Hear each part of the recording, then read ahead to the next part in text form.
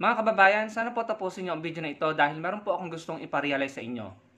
Pinag-uusapan po ngayon ang balitang ito patungkol sa pag-uphold ng Supreme Court sa validity ng amnesty ni dating Senator Antonio Trillanes. Vinoid din ng Supreme Court ang proclamation ng dating Pangulong Duterte, Proclamation 572, na naglalayong i-revoke ang amnesty ni dating Senator Antonio Trillanes. So sa makatuwid, sa banggang ito ni dating Pangulong Duterte at ni dating Senator Trillanes, si Senator Trillanes po ang nagwagi. Pero ito po yung gusto kong iparealize sa inyo. Una sa lahat, ang sinasabi ng mga DDS, mga supporters ni dating Pangulong Duterte, si Pangulong Duterte daw po ay matalino dahil isa siyang abogado. Bakit hindi niya na-realize na hindi po pwede ang double jeopardy or yung ipoprosecute mo ulit ang isang tao sa kaparehong offense? So bakit hindi na-realize ng dating Pangulong Duterte yon? Kaya iyan, naging walang saysay po ang kanyang proclamation. Dahil nga po, hindi pinayagan o hindi pinapayagan ng Korte Suprema ang double jeopardy. At bilang abogado, si dating Pangulong Duterte, dapat alam niya yun. No? Pangalawa, sa lahat na lang ng banat at akusasyon ni dating Pangulong Duterte kay dating Senator Trillanes, laging si Senator Trillanes po ang nananalo. Number 1, yung isa ng pangkaso against Senator Trillanes and Pinoy sa panahon ng dating Pangulong Duterte, yung treason and espionage, napawalang bisa, binasura ng ombudsman sa panahon pa mismo ng dating Pangulong Duterte. Number 2, yung bintang ng dating Pangulong Duterte kay Senator Trillanes na mga foreign bank accounts, eventually, inamin ng dating Pangulo na gawa-gawa lang yun, na siya ay nagsinungaling, yun ay imbento lang niya. At ito na nga po, yung pangatlo, yung tangkang pagbawi ni dating Pangulong Duterte or pag-revoke sa amnesty ni dating Senator Trillanes ay na-void ng Korte Suprema at pinaboran po si Senator Trillanes. So sa madaling salita, sa lahat na lamang ng ginawa ni dating Pangulong Duterte kay Trillanes, si Trillanes po ang nananalo. Ano pong mensahe ang gustong iparating sa atin ito? Na yung ginagawa ni dating Pangulong Duterte kay dating Senator Trillanes na nagmukhang personal at political attack lamang po, na napatunayan natin na mali ang dating Pangulong Duterte at tama po ang dating Senador Antonio Trillanes. Napatunayan po natin yan at nakita po natin yan sa maraming pagkakataon. Ganun din si dating Senator Laila de Lima. May mahabang panahon ang dating Pangulong Duterte para patunayan na guilty si Senator de Lima. Pero kahit sa administrasyon niya, napatunayan ni Senator de Lima sa isang kaso na siya ay inosente. Dinismiss ang kaso sa mismong panahon ng dating Pangulong Duterte. Tapos, ngayon nakalaya si Senator de Lima at isang kaso na lamang ang natitira. Anong mensahe ang pinaparating sa atin ito? Na ginipit lamang?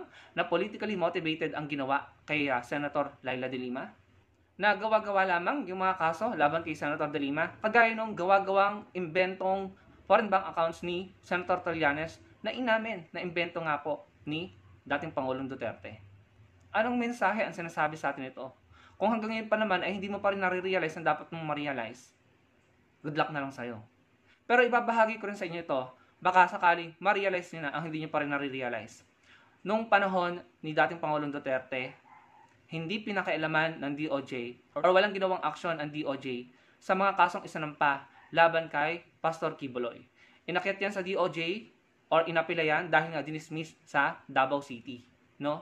Pero walang ginawang aksyon ang DOJ sa panahon ni dating Pangulong Duterte.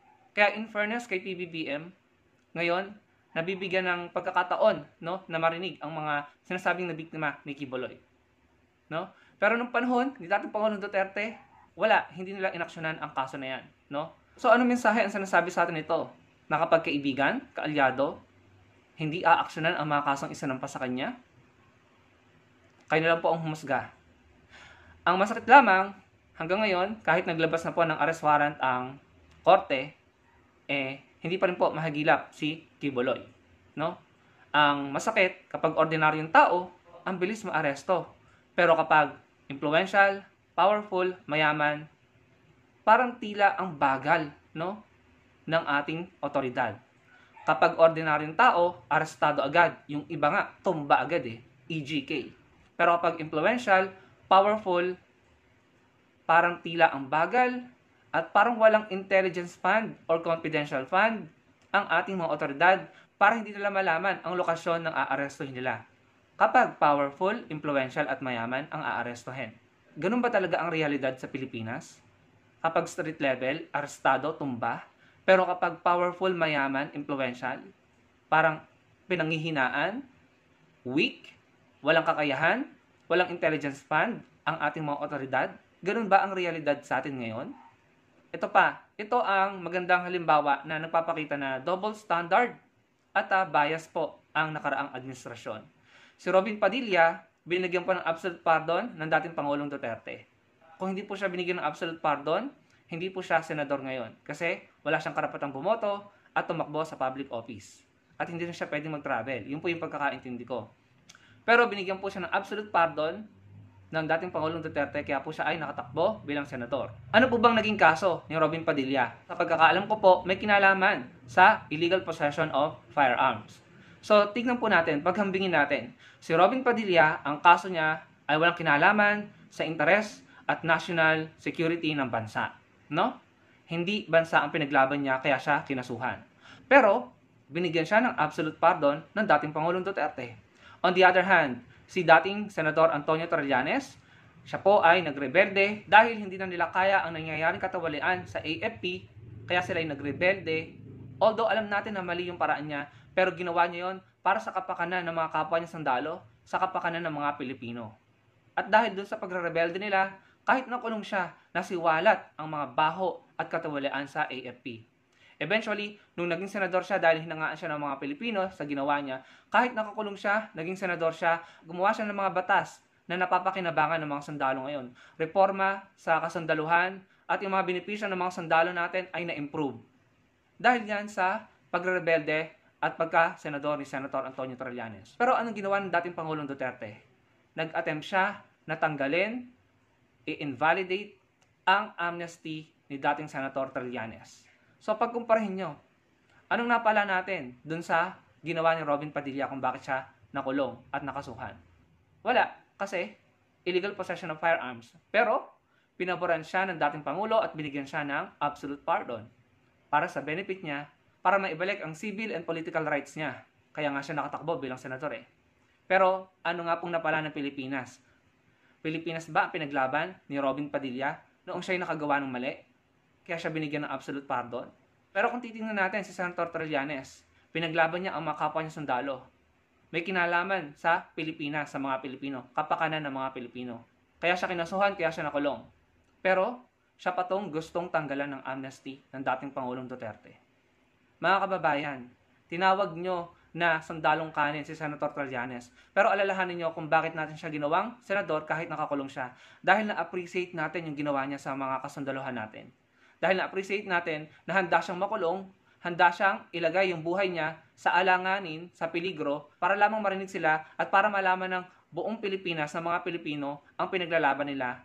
At para malaman, masiwalat sa buong bansa, yung nangyayaring hindi maganda sa AFP. And then eventually, nung naging senador siya, inaddress niya ang mga issues na yon, ginawa niya ng paraan, nagpasa siya ng mga batas. Kaya naman, tinagurian siyang pinaka-productive na senador nung panahon nila. Tapos, itong si Robin Padilla, kung umasta, akala mo siya yung graduate ng PMA at totoong naging Navy at naglayag sa West Philippine Sea. Minsan lang siya pumunta sa West Philippine Sea at naglayag, pinagmalaki na niya. Hindi ko lang alam kung tinawag na sundalong kanin ni Robin Padilla, no, si Senator Trillanes. Pero naalala ko ang pagyayabang niyan nung panahong aarestuhin si Senator Trillanes. Ang alam ko, nag-live pa siya malapit sa Senado, sa loob ng sasakyan niya. No? Correct me if I'm wrong na lang. Pero tandang-tanda ko na nag-live siya sa, hindi ko lang alam kung saan yun, malapit siguro sa Senado, nung mga panahong aarestuhin si Senator Trillanes. Kung umasta, akala mo, ang laki ng contribution niya sa Pilipinas. Akala mo siya yung graduate ng PMA, akala mo siya yung naglayag sa West Philippine Sea para manghuli ng mga illegal poachers doon. Akala mo nagawa niya yung mga nagawa ni Senator Trillanes. Pero hindi. Pero anong ginawa niya mga kababayan? Tinawag yung sundalong kanin si Senator Trillanes dahil sa mga malisyoso at kasinungalingang bintang sa kanya at inilagay niyo sa pedestal si Robin Padilla as if siya yung may mas malaking kontribusyon sa Pilipinas kumpara kay Senator Trillanes. Ganyan po ang nangyari sa Pilipinas. Sa sandamakmak na bintang kay Senator Trillanes, walang napatunayan. Si Senator Trillanes ang nanalo. Ganon din kay Senator De Lima. Tapos kapag kaalyado, kaibigan, katropa, hirap arestuhin, papaboran, kayo na lang po, no? Kayo na lang po ang mag-analyze ng mga bagay-bagay. Ako naman po ay sinashare ko lang sa inyo, minumulat ko lang inyong mga kaisipan, baka sakaling may ma-realize kayo.